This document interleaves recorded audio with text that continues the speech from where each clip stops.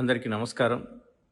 నిన్న రాత్రి అర్ధరాత్రి పోలీసులు, అధికార యంత్రాంగం, కాంగ్రెస్ నాయకులు, దివంగత నేత, ప్రజల గుండెల్లో గుడిగట్టుకున్నటువంటి పెద్ది సుదర్శన్ రెడ్డి గారి ఆషాఢ మాసం సందర్భంగా మన కాసం ఫ్యాషన్స్ కిలో చీరలు కొనండి, అరకిలో చీరలు ఉచితంగా పొందండి విగ్రహాన్ని రాత్రి తొలగించడం జరిగింది. దీన్ని తీవ్రంగా బీఆర్ఎస్ పార్టీ ఖండిస్తుంది. ఒక ప్రైవేటు స్థలంలో డాక్టర్ విద్యాసాగర్ అనే అతని యొక్క స్థలంలో అభిమానంగా అతను నిర్మించుకున్నటువంటి పెద్ది సుదర్శన్ రెడ్డి గారి విగ్రహాన్ని అక్రమంగా, అన్యాయంగా నోటీస్ ఇవ్వకుండా తొలగించడం మేము తీవ్రంగా ఖండిస్తున్నాం. ఈ మధ్య కాలంలో అకాల మరణం చెందినటువంటి దివంగత నేత, ప్రజల గుండెల్లో గుడిగట్టుకున్నటువంటి పెద్ది సుదర్శన్ రెడ్డి గారి విగ్రహాన్ని మీరు తొలగించవచ్చు.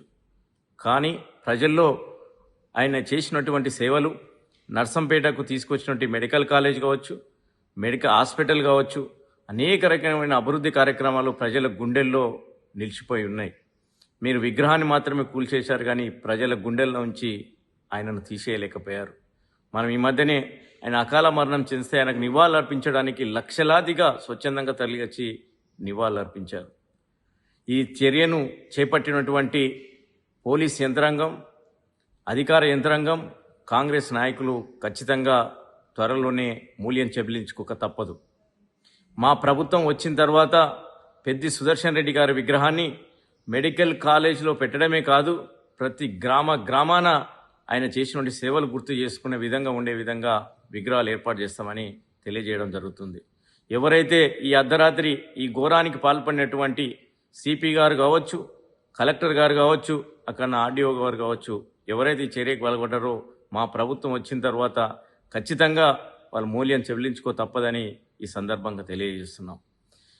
మా యొక్క నాయకులను, నర్సంపేటకు సంబంధించిన నాయకులను, కార్యకర్తలను, ఉమ్మడి జిల్లాకు సంబంధించిన నాయకులను అందరినీ కూడా అర్ధరాత్రి నుంచి అరెస్ట్ చేసి ఇప్పటివరకు పోలీస్ స్టేషన్లో పెట్టినారు.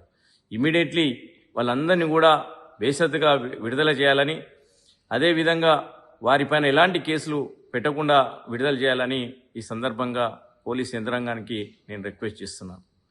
ఖచ్చితంగా ఎవరైతే ఇదైతే చెల్లించారో ప్రజలందరూ కూడా గమనిస్తున్నారు.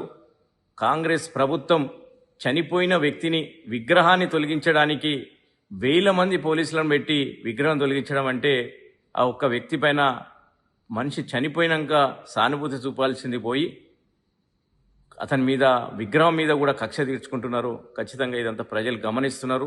రాబోయే రోజుల్లో ఖచ్చితంగా బీఆర్ఎస్ ప్రభుత్వం వస్తుంది. దీనికి మూల్యం చెల్లించుకో తప్పదని హెచ్చరిస్తున్నాం.